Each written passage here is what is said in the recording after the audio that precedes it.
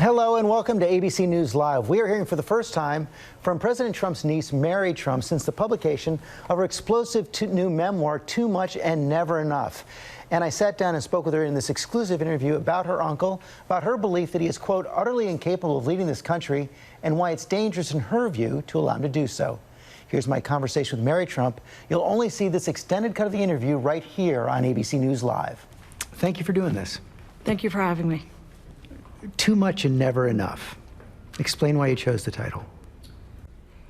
In thinking about my family, it applies because people associate money with them, understandably. And for my grandfather in particular, there was no such thing as having enough money.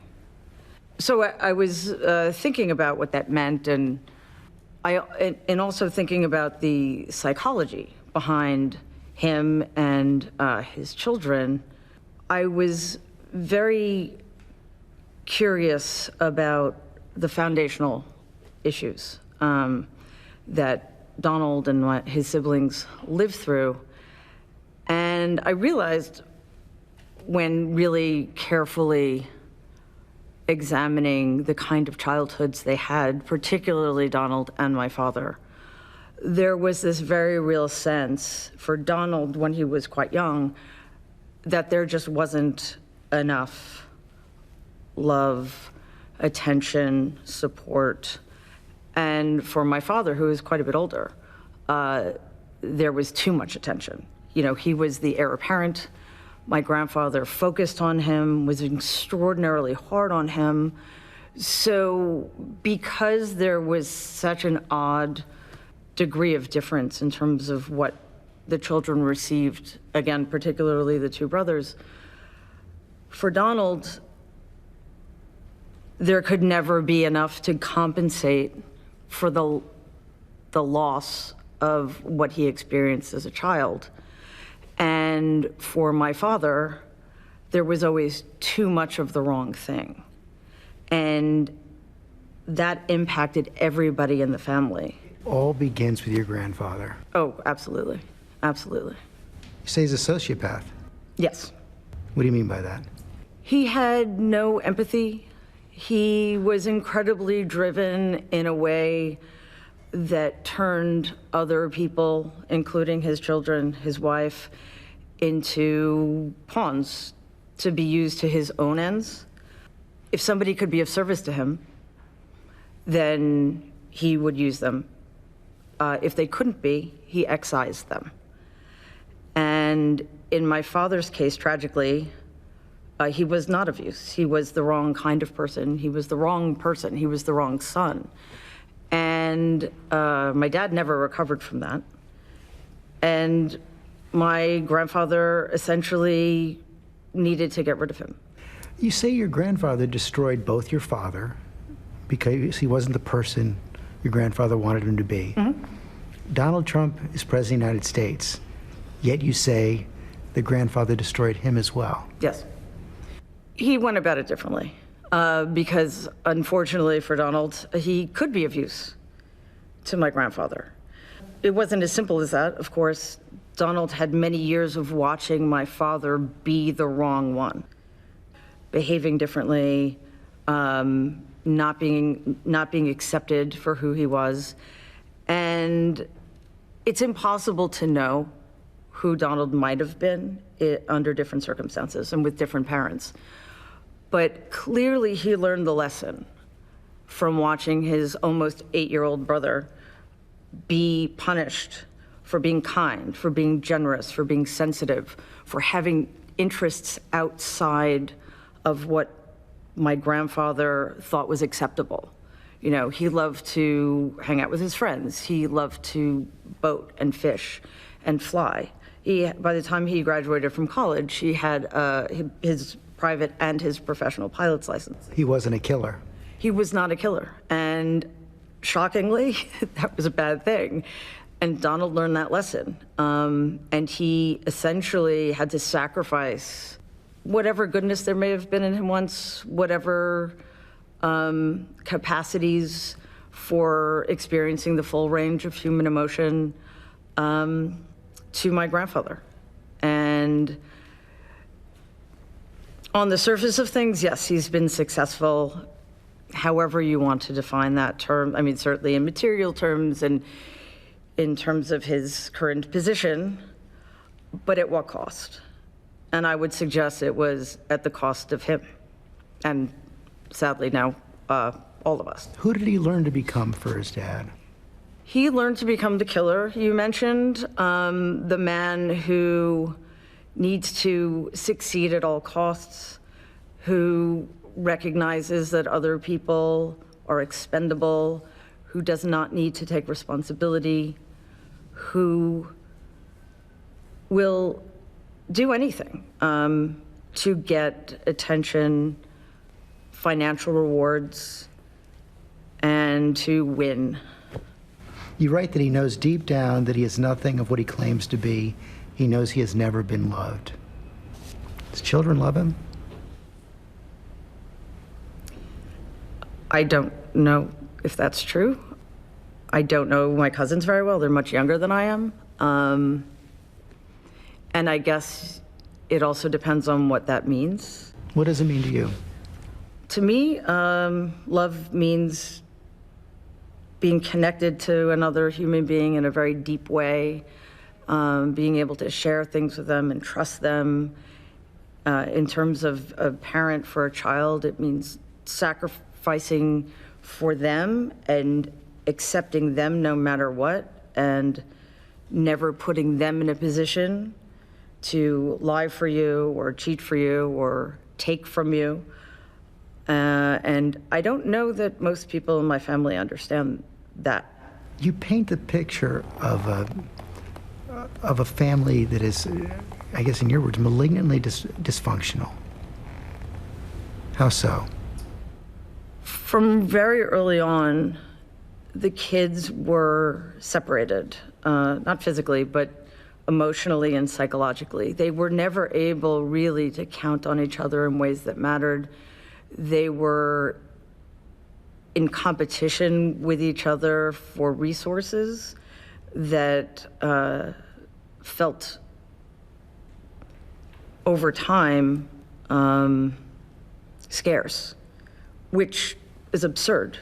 Donald figured out what his father wanted. Yes. His mother, not so much. No. No. She was in some ways very much a creature of that generation. The gender divide in my family was stark even for the 40s and 50s.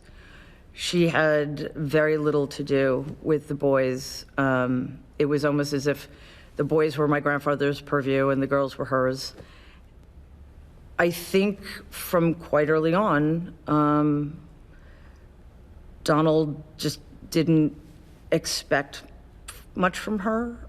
He knew, I think by the time he was sent to New York Military Academy, that she wasn't going to stand up for him. And after that very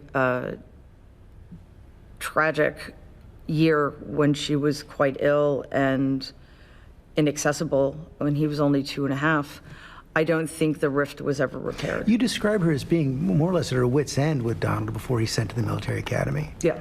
How so? He didn't listen. He didn't respect her. I believe that because of that initial rift, which wasn't her fault, you know, she was extraordinarily ill. She was in and out of the hospital for 6 to 12 months. And after that, I don't believe that she was attended to properly. You know, her physical well-being was perhaps addressed, but her psychological well-being was not. And for whatever reason, she was not able to repair what that absence had wrought. So as he grew older, I think that he just didn't know how to relate to her, couldn't trust her. And what I'm sure he experienced as an excommunication to boarding school was probably the last straw. He described, I interviewed him on Mother's Day a few years back. He said she was a warm, loving, and generous person. It was his father who was the hard one. Yet you tell a story of going to the White House in April of 2017 and noticing what's on the desk behind the president. Yes. Yeah, it was pretty striking. And to be honest, I didn't notice until I saw the picture my brother had taken of me while I was sitting behind the Resolute desk. And there was my grandfather right over my shoulder. So I had, of course, heard the conversation that Donald had with Marianne, you know, maybe you should get a picture of mom on your desk, and his saying, oh yeah, somebody get me a picture of mom. But it wasn't until I saw that image of my grandfather hovering in the background that I realized how striking it was, that my grandmother was nowhere to be seen, you know, not even an afterthought, really. Although, of course, a picture was gotten, and I believe it's still there now. Tell me about your father at his best. Unfortunately, I can only do that through other people. By the time I was born, he was quite ill. Alcohol. Yes. Which, you know, caused all other kinds of illnesses too.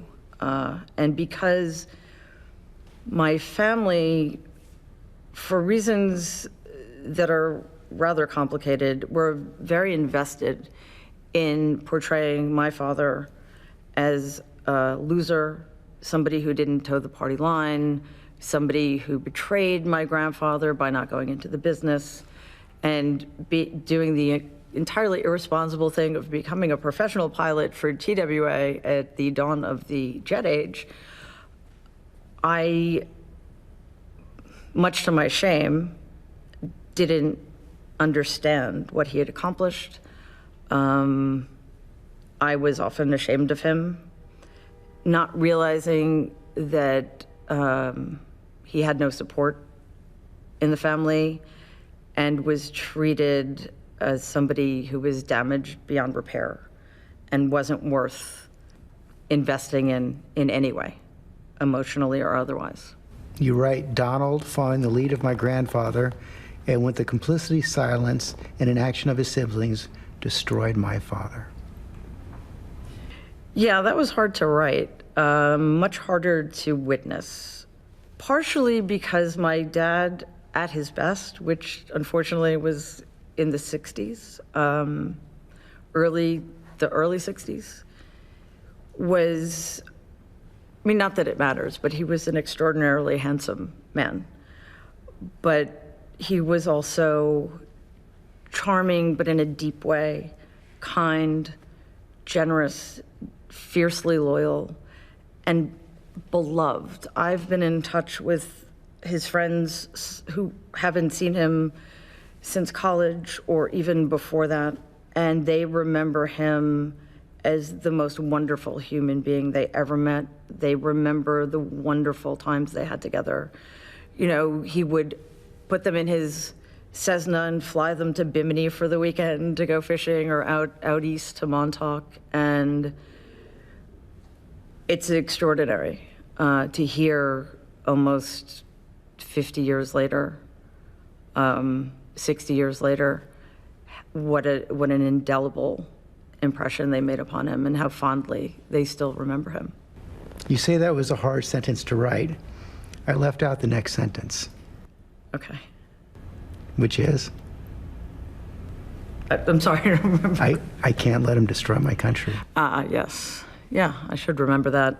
That sounds pretty arrogant, so let me explain what I mean.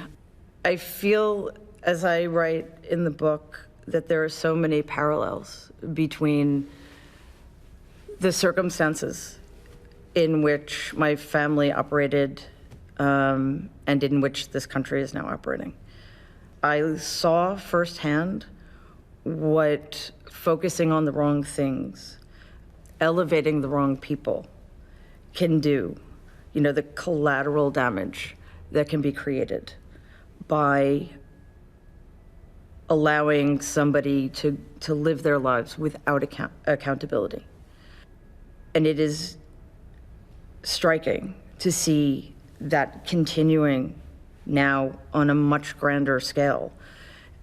And what I was getting at there is that if I can do anything to change the narrative and to tell the truth, I need to do that, because I don't believe the American people had the entire truth 4 years ago.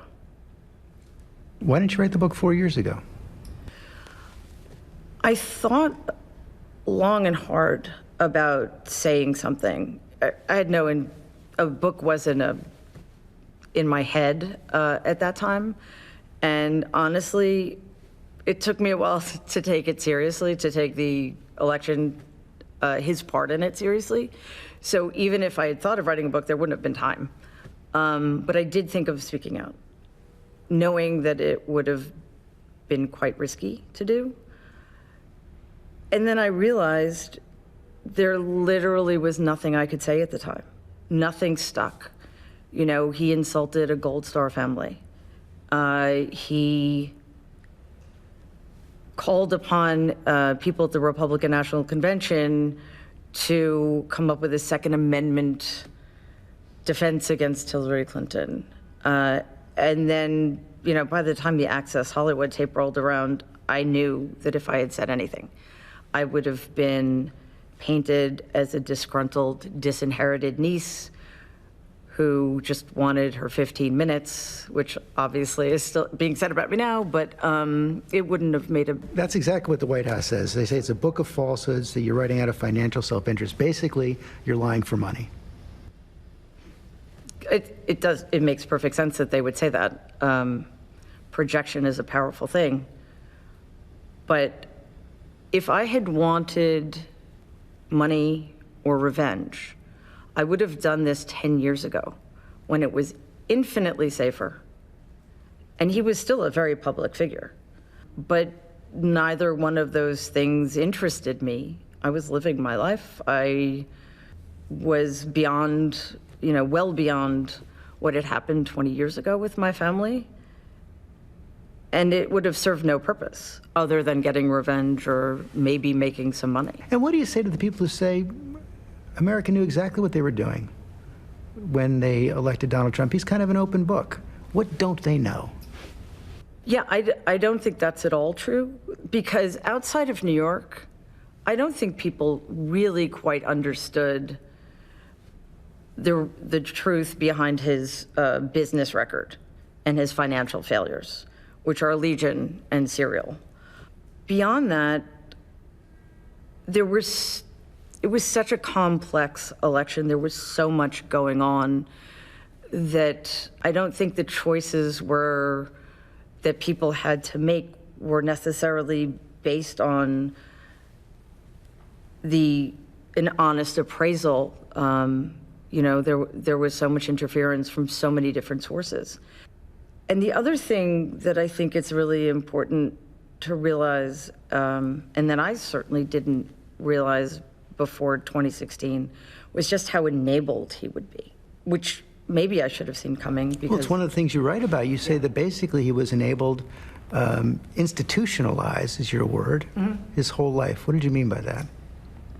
As I say, there's a through line from the House to Trump Management, which was my grandfather's company in Brooklyn, to the Trump Organization, which my grandfather helped Donald set up in Manhattan, to the White House. And those are all situations and circumstances in which Donald has always been protected and continues to be protected from his inadequacies, from his incompetence, from his lack of knowledge, from his failures.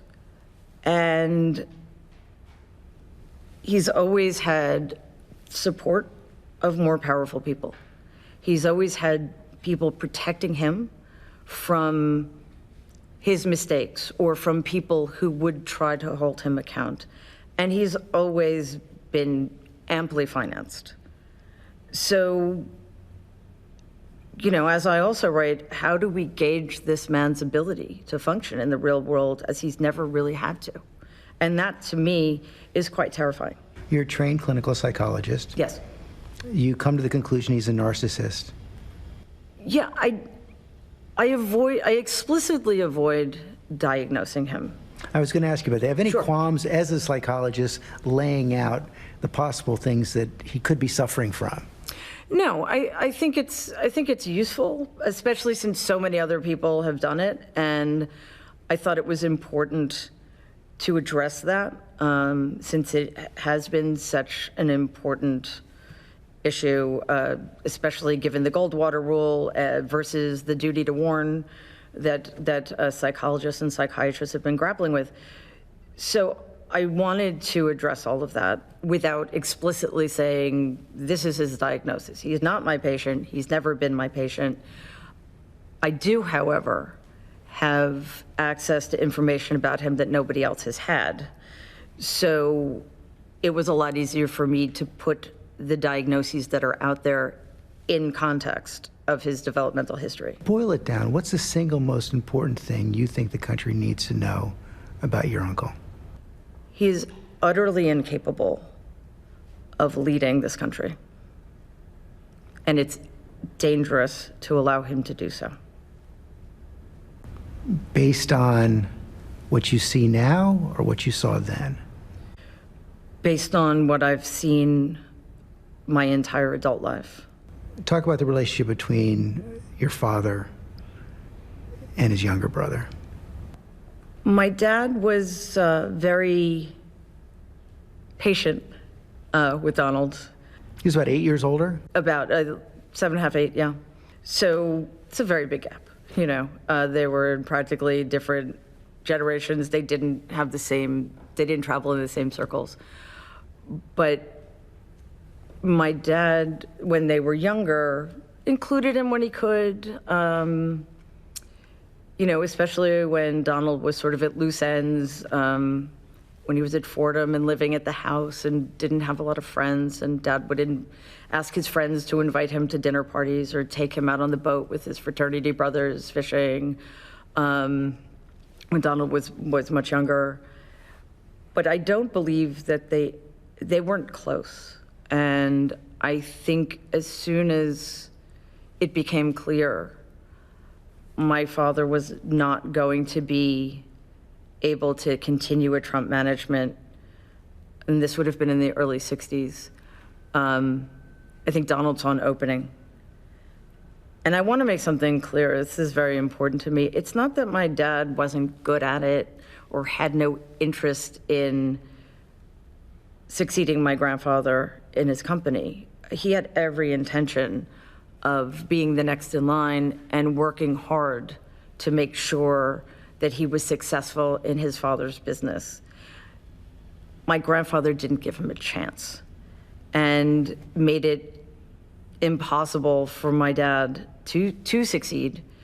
And he was so miserable that he finally realized that, you know, he wasn't going to be given responsibility, he wasn't going to be given respect, so why stay? And that's when he opted to apply to TWA, which he did, and who accepted him right off the bat, and moved him to Boston, and he flew the Logan LAX route, which was a big deal at the time. But because that was considered a betrayal, it didn't last. Betrayal by your grandfather. President Trump wasn't a fan of it either. He says now, and he has said for the last couple of years, that he regrets the pressure he put on your father. You should, but he was also following his dad's script. So Donald he just graduated from high school. So I can't fault him necessarily for doing what his father asked him to do. It was terrible to have put him in that position, certainly. What isn't okay is the revisionist history. You know, that Freddie was bad at it, and you know, we should have let him, as if Donald had any power over what my dad did. We should have let him do what he wanted to do, which again, at the time, they considered being a glorified bus driver. And also the way my dad is presented. I don't know that I've ever heard Donald talk about my dad as a pilot, as a member of the Air Force National Guard, or any of that. It's more as somebody who couldn't hack it in the family and lost his way. Your father once dumped a plate of mashed potatoes on Donald's head? Yeah, that's one of our favorite family stories. They were really young kids, and I think Donald was maybe 7. And one of his favorite things to do was torment my Uncle Rob, who was a couple of years younger. And it was, my grandmother was cooking dinner and getting the table ready, and Donald was just being merciless. And Marianne and my dad could not get him to stop.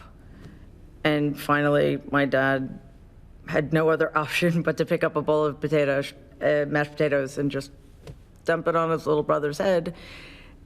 And it ended the fight, but I think it also started something, because Donald was humiliated by it, as evidenced by the way he reacts to this story now. Is no sense of humor about it whatsoever. It came up when you were at the White House in April 2017? Yes. Who brought it up? My Aunt Marianne. Yeah, and we know that he doesn't like the story, so I think it was a bit of a dig.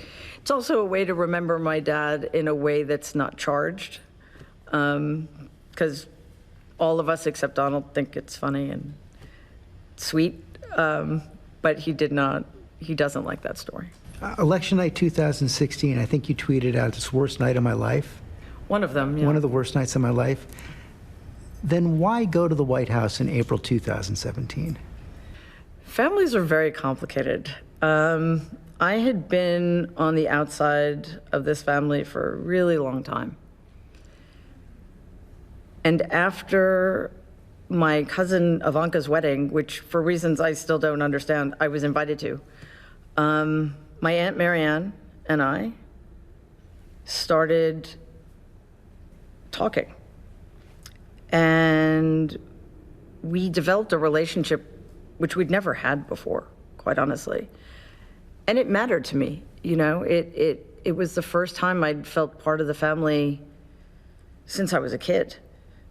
And somehow it was very easy for me to put aside all of the things that had happened previous to that. And I enjoyed her company. She's funny, she's smart. And it just, when I got invited to her birthday party, I felt that I should go.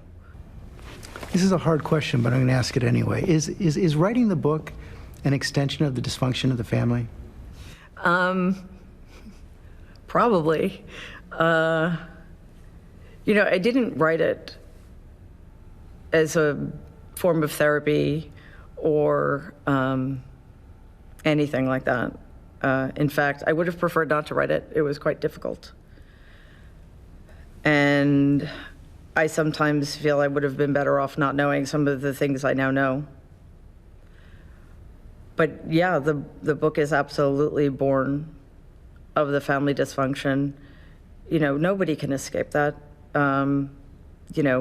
Obviously my generation was less affected than my father's. But we've been affected, and I'm not going to speak for anybody else in my generation. But it hasn't been easy, and it's an interesting question, and I think you're right. It is in part. Your brother's not happy with the book. I believe that my brother is entitled to his privacy and his opinion, and I am completely supportive of whatever relationship he has with my family and whatever choices he makes. It's none of my business. This is entirely my doing. I didn't consult anybody. Nobody knew in my family. Nobody knew it was happening. You know, I didn't feel that I needed to ask permission by any stretch of the imagination, but I didn't want to implicate anybody. You know, this is my responsibility, and I believe very strongly that it's my obligation. But if other people don't feel that way, I completely respect that. You do have one potentially explosive allegation in the book, at least one. And you write that when the president was trying to transfer from Fordham to Penn, he had someone else, a man named Joe Shapiro, take his SATs? Yes. This was 1964. How do you know that? I've been told this by people in my family. I am absolutely confident that it's true. I'm happy to finally to be able to speak about it. I also know that it was not the Joe Shapiro people have been focusing on, who just happened to be at UPenn when Donald was, and who happened to be born in New York along, I'm guessing, with many, many, many other Joe Shapiros at around that time. But I stand by it. Absolutely. So to be clear, it's not Pam Shriver. Pam Shriver, the widow of Joe Shapiro, has come out publicly and said he didn't meet Donald Trump until Penn. There's no way this is true. Yes, and I feel terrible that she's been subjected to this. Honestly, I wish I could have said something sooner, but obviously I couldn't. I'm happy to now, and I absolutely stand by this story, and I think the only people other than me who can address it are other people in my family, and I look forward to hearing their response to that question. How do you know it's true? I trust my sources. Is Joe Shapiro still alive? That I don't know. I have no idea. Have you ever met Joe Shapiro? I have not. So you believe in your sources. How do your sources know? They were alive at the time, so they have firsthand knowledge of this. And you believe other members of your family also know this is true? Yes. And Donald Trump knows it's true? Yes. White House says it's an absurd falsehood. Of course they would. But the White House isn't Donald, and it isn't, and the press secretary for the White House does not represent my aunts and other uncle. Can you prove it's true? Can I prove? No, because I'm counting on people I trust who told me this story. So in terms of documentation, no, I can't prove it, but I can certainly say with 100% certainty that I was told this story by a source very close to Donald. You do write that he once had a spark of kindness. Yeah, I think he did. The evidence for it is slim.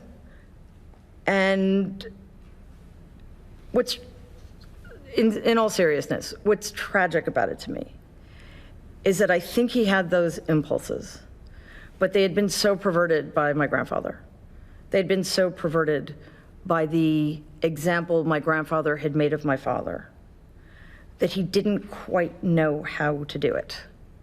So when Donald was trying genuinely to be kind, and I'm not talking about the superficial charm he uses quite effectively to draw people in initially. I'm talking about really wanting to connect or be there in some way. He just can't do it. Or he couldn't. Honestly, I don't think that's even an issue anymore. We're talking about decades ago. And I believe, and I write about this, the very early stuff, that one of the unforgivable things my grandfather did to Donald was he severely restricted the range of human emotion that was accessible to him, which makes it incredibly. What does that mean? It means that certain feelings were not allowed. Like? Sadness, Well, kindness isn't a feeling. So feelings, impulses, the impulse to be kind, the impulse to be generous. And for the boys, I'm speaking of the boys now, particularly Donald and my dad.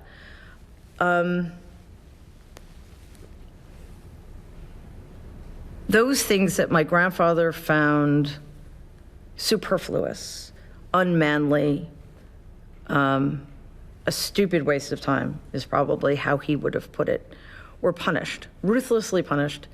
And my dad couldn't change who he was. So he just was dismantled over time. Donald tried his very best not to be destroyed in the way my dad was destroyed. So he ended up with a very narrow range in which he could safely operate as a human being. And it's made it extraordinarily difficult for him to live in the world. And as I said earlier, he's never really had to. So it's created this quite dangerous situation. The hardest scenes to me to read in the book are the way the family, I should add, say the men in the family, deal with weakness, sickness, death. Starting out with Fred Sr. when his wife is ill. Yeah. Yes. My grandfather was an adherent to Norman Vincent Peale's doctrine of positive thinking. It didn't begin with Norman Vincent Peale. My grandfather had always been the kind of person who could not deal with negativity, had no patience. You call it toxic positivity. Yes, because it allowed room for nothing else. And there are times in our lives when we are legitimately distressed, we're legitimately sad, we're legitimately in pain. And to be prevented from being able to feel those feelings honestly and openly is a form of torture. You know, my grandmother, who was sick and often and broke bones more times than I can count because of her osteoporosis, was in agony much of the time. You know, she'd come home from the hospital, she'd be in a hospital bed doing physical therapy, and just moving was extraordinarily painful for her. And my grandfather could not tolerate it. You know, it impinged on this idea he had that everything had to be great at all times. And the only people who suffered for that were the people who were actually in pain. You know, first my grandmother, then my dad, and then anybody else in the family who showed the weakness of being human. Your father got very ill, deathly ill, and you get a phone call from your grandfather. Yeah, that was, that's the kind of experience that's shaped as much by what happened after as it is in the moment. And I remember that conversation verbatim. It was so striking at the time, but also given what I now know was the truth while I was having that conversation, I will never forget it. I had been told to call home. I didn't know why. My mother wasn't home, so I was told to call my grandparents in that event. And when my grandfather got on the phone, he said, your dad's sick. Like, oh, is it serious? Oh, he's in the hospital, but it's not serious. Okay, but you know, why am I calling you at 10 o'clock on a Saturday night if it's not serious? I was thinking to myself. So I said, well, is it his heart? Because he had had open heart surgery 3 years earlier at the age of 39. And he said, yes, it's his heart. And I said, well, then it is serious. Yes, it's serious, but don't worry about it. Call your mother in the morning. And as I found out 2 minutes later, when I called my mother to find out what was going on, my father had died 2 hours earlier. More or less alone? Completely alone. Obviously with strangers surrounding him, but no family. You write that his brother went to the movies? Yeah, that shocked even me when I heard about it. You know, it was bad enough. It was probably worse, honestly, that my dad's parents just sat in the library in the house waiting for a phone call. I will never know why they didn't go to the hospital to be with their son, who was clearly dying. So maybe it isn't surprising that Donald didn't think he needed to be there. Maybe that would have looked bad to his father. And maybe sitting around waiting for the phone call was too burdensome. I don't know. But, you know, I've often wondered, what movie did he go to see that seemed more compelling than sitting with his dying brother? But I'll never know. For many years after your father died, you were taken care of by the Trump family. Mm-hmm. Then Fred Trump dies, and you have the impasse, which you're still dealing with the consequences today. Yeah. I just want to clarify something. You say taken care of. The sense in which that's true is no different from the sense in which it's true for anybody else in my family. You know, my dad had trust funds, which my brother and I inherited when my father died. We had the same health insurance through my grandfather's company that everybody else in the family had. It wasn't as if, you know, we were getting handouts. We had the same exact arrangements everybody else had, with the difference that, you know, our father was no longer alive, and not that I knew it at the time, but that we had no further expectations from my grandfather. Didn't find that until quite a bit later. So it's interesting to me that they have this very self-serving double standard when it comes to describing what I've received because of my grandfather's wealth and because my father died when I was 16 and their own circumstances. But the dispute was basically, you and your brother believed that you deserved your father's share of the family. That's actually not entirely accurate, because the lawsuit was less about my grandfather's estate than it was about a partnership buyout. I don't know at the time I would have been able to put it in those terms, but that's essentially what it was. So that's where the problems arose. And the dispute got ugly. Your brother has a son who had health issues, and at one point they threatened to cut off his health insurance? They did cut off our health insurance. And where did it go from there?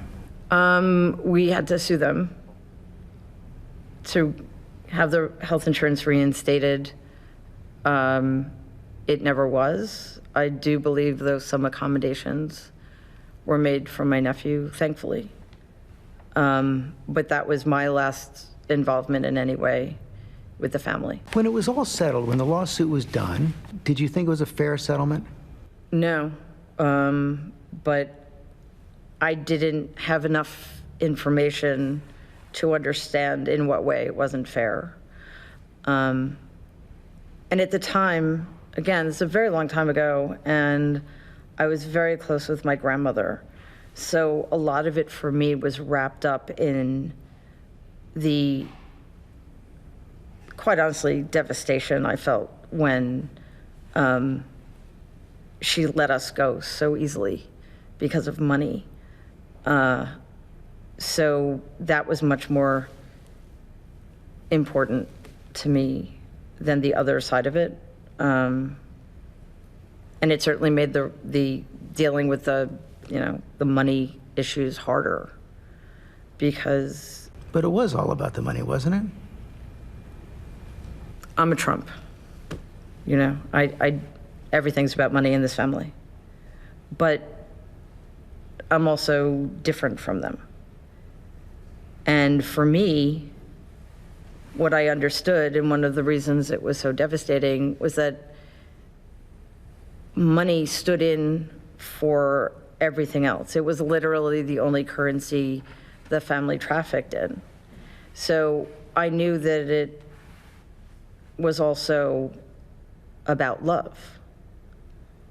And to be disinherited, to be shut out entirely from the wealth of the family, was to be told quite explicitly that you don't count and you are not loved. Part of the settlement was a non-disclosure agreement. Mm-hmm. Why do you feel today that it's not necessary to abide by that? There are a few reasons. One is, some of those reasons are technical. And I'm not a lawyer, so I don't want to go into too much of that. Your lawyers made those arguments. They did, and they did brilliantly, and they're extraordinary. Ted Boutros, Annie Champion, they're extraordinary human beings and attorneys. But the technical stuff aside, I didn't feel that the NDA mattered one way or the other, because what I have to say is too important. And whether I had to publish this book on my own or suffer the consequences of a court battle, I didn't care. 2017, a few months after your aunt's birthday at the White House, you start getting calls from the New York Times. Describe that. Actually, it started with a knock on my door. So there was no easing in with phone calls. Suzanne Craig, investigative reporter extraordinaire, knocked on my door, I believe it was June of 2017, and told me that they were trying to rewrite the history of my family's finances, and she believed that I could help them. Did she know, or was she fishing? I don't know, actually. Either way, she was spot on, but I didn't know. I didn't know it at the time. I didn't remember that I had anything in my possession. I'd put it as far behind me as I could. And I said to her, I'm sorry, I don't speak to reporters. But I took her business card anyway. And then she started writing letters and called on occasion.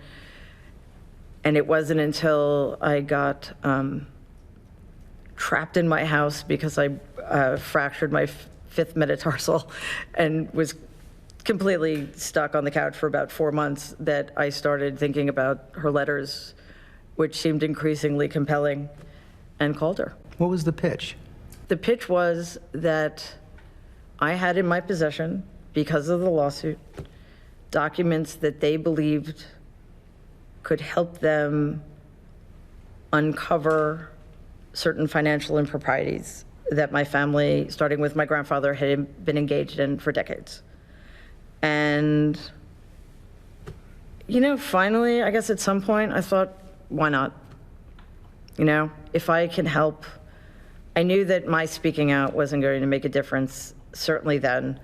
But if there's anything I can do to help, I did not like what was happening in the country. I did not like the way things were going. It's impossible to pick a last straw, but just the unraveling, the destruction of institutional memory, the degradations of institutions, from the Muslim ban on down to the kidnapping and incarceration of children at the border, it was unbearable.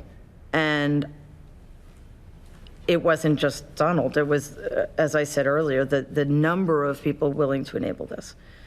So I said, all right. And I went to the office of my then attorney, and it took a while. It didn't just happen in one day, but eventually I got 19 boxes full of documents, drove them to my house and handed them over, and the rest is history. One of the, if not the most extraordinary piece of journalism I've ever seen in my life. As a reporter, I can't imagine, or describe it, not whether I can imagine or not, their reaction when you brought them 19 boxes of tax documents. We were really happy. It was, it was amazing. They were, we were ecstatic because it finally felt real. And they had been working on the story for months already. But you didn't even know it was in the documents, really? No, I had no idea. No idea. But they seemed to think that it was extremely valuable. And I knew that they knew what they were doing. A year later, Pulitzer Prize, the story breaks, and it describes a few things. That Donald Trump's dad was far wealthier than people knew, far wealthier than you and your lawyers knew when the will was being fought over. That Donald Trump was far less wealthy than people knew but for his grandfather, and also raised the question that perhaps some of it was done in a way that could constitute tax fraud. What about that surprised you? Honestly, none of that surprised me. What did surprise me was the lengths they allegedly went to. The formation of All County, which from what I understand was simply a shell corporation designed to siphon money away from my grandfather's very valuable and successful company, so that that money could sort of be disappeared, and the money left to pay taxes on was significantly less. So that amazed me. Part of the reason you didn't put up a bigger fight when the will was being disputed was that your lawyer believed that the entire Fred Trump estate was $30 million. Right. What was it? It was almost $1 billion. So 970 million more. Were you surprised at how little political impact those revelations seemed to have? I was. A lot of people were rightly effusive and grateful for the brilliant work and the startling revelations that should have mattered. But how many times have we seen this play out? And this is one thing that I grapple with trying to understand. For most of us, our mistakes are cumulative. Our transgressions are cumulative. So when there's a reckoning, the sum total of what we've done is taken into account. That does not seem to exist in Donald's universe. It's this horrible thing happens, and then this horrible thing happens, so we forget about the first horrible thing. So they just replace each other.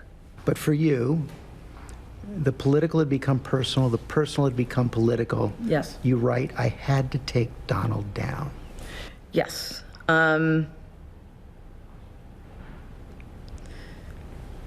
Maybe a bit of an overstatement there in the sense that I didn't ever think that there was any one thing I or anybody else could do. But certainly in that moment that I'm describing, I felt that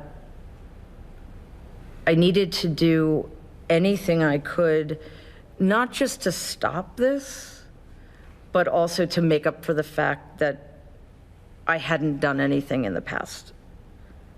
That weighed on me, even though I knew that it probably wouldn't have made a difference. If this almost 14,000 word article didn't have the kind of impact it should have had by all rights, then nothing I would have said necessarily would have mattered. But I definitely felt the responsibility of needing to do something. What do you want to happen now? This country is on a precipice, and we have a decision to make in the not too distant future about who we want to be and where we want to go as a country. It's hard for me to process just how many awful things are going on simultaneously on a daily basis. And people need to know. People need as much information as is available in order to make a decision that makes sense for our future as a country, as Americans, as citizens of the world, so to speak. The New York Times review of your book concludes saying it's been written from pain and designed to hurt. Fair critique? No. Written from pain, absolutely. Hurting wasn't it wasn't a goal. It wasn't an intention. If telling the truth, if telling the stories as I remember them, as they were told to me, causes pain, then the people who participated in them need to look to themselves. April 2017, I'm going to end where I began. Sure. You see the president in the Oval Office, and you tell him, don't let them get you down. Did you mean that? I did, actually. That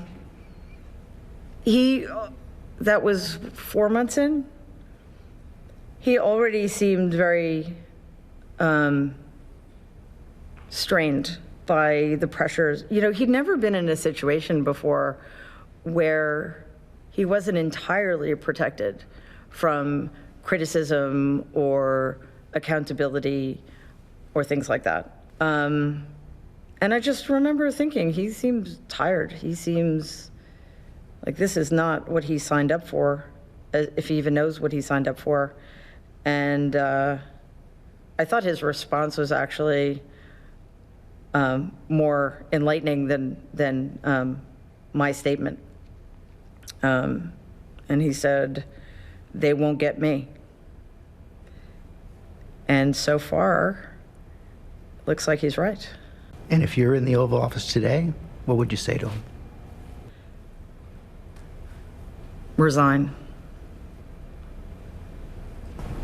Thank you. I'm George Stephanopoulos. Thanks for joining us here on this special edition of ABC News Live.